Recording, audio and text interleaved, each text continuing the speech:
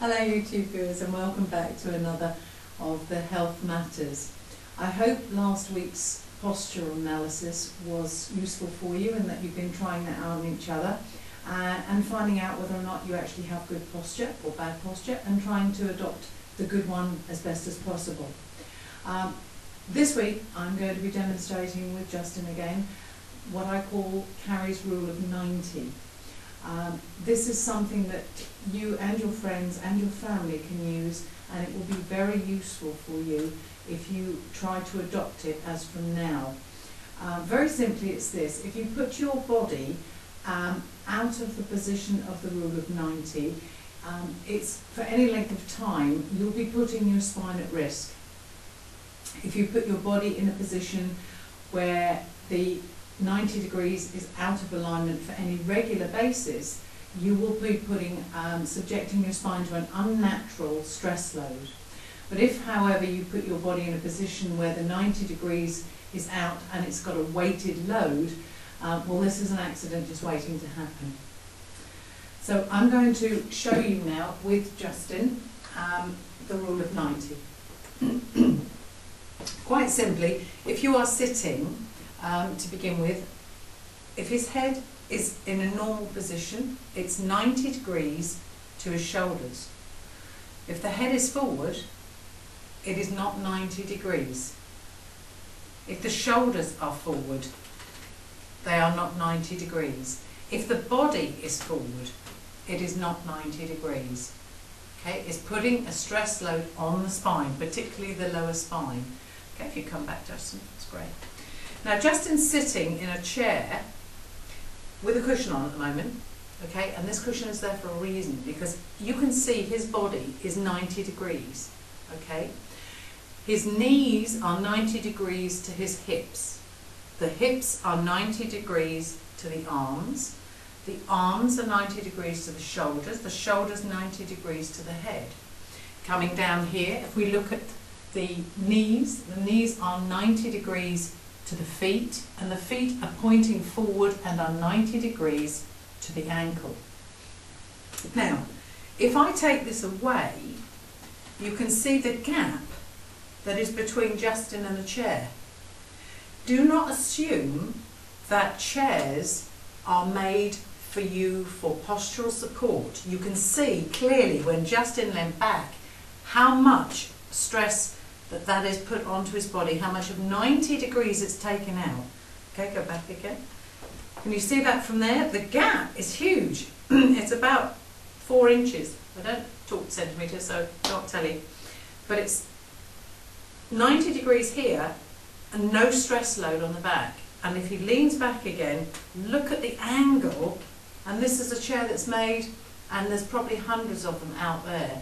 So be warned, not all furniture and desks and chairs are posturally correct. You have to do it for yourself. You've got to take responsibility for your own body. Okay, let's go back again. So let's assume that you are at a desk, and most of you will do this.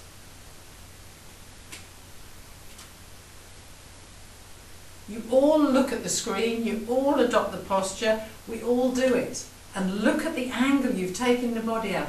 If you do it once, that's fine. But if you're doing it regularly, day in, day out, you are putting a huge stress load through the base and the lower part of the spine.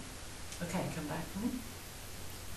Conversely, if you're sitting at your desk and your feet are out of 90, you are again putting strain and stress through the lower part of the body and the pelvis. Okay? What we're going to demonstrate now is Justin's going to do a few moves with his feet that people always do. If you sit back in a chair, okay, this is classic of people who sit at desks, tables, conference tables, dining room tables, even lounge seats, okay. First of all, we sit in a nice comfortable position, so we sit right back and we slouch, the feet go forward and we cross them over. Or worse, we tuck them underneath the chair and we hook them round here. So you're putting a great deal of stress on the knee as well as the hip and the back. Okay?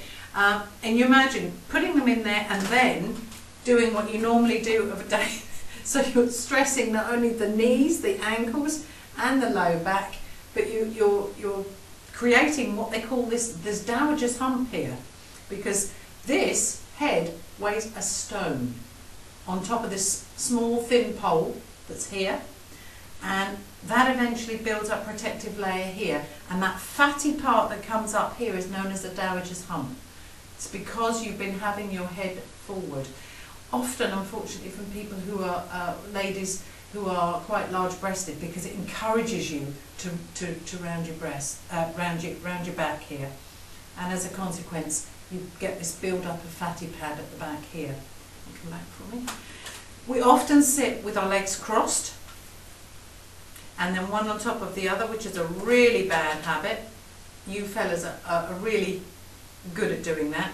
And crossing the knees. Ladies, we all do it. We all cross, no, that's the one.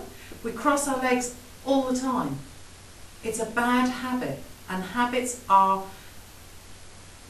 well, they're meant to be broken, please. Just adopt the good habits, okay? Because this is going to save you from an awful lot of problems later on in life. So it's 90 degrees. Foot, ankle, knee, hip, shoulder, neck, head. Very simple. The rule of 90. Just practice it. It's very hard to change bad habits. But believe you me, if you can adopt one or two of these, you'll be saving your back an awful lot of stress level. I'm going to talk to you about some of the bad habits in the forthcoming weeks, and we'll take one or two at a time. Okay, till next time, take care. Bye now.